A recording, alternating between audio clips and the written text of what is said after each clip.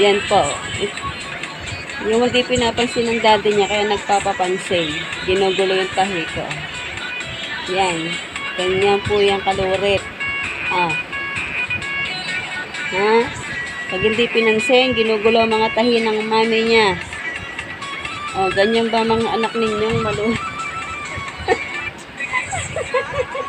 Ano naman yung bisyo? O, bikangkang. Oh.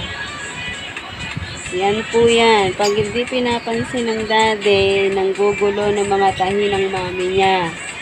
O, ano? Masaya ka na yan?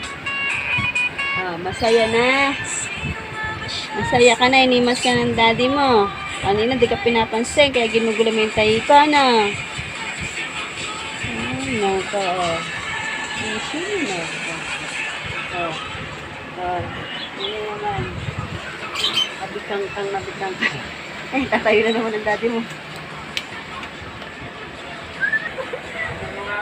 Ito na yung mata mo. Yan po. Yan. Yan, ganyan po yung kakulit. Ganyan po yung kakulit. Oh. Hindi na kumilos, oh.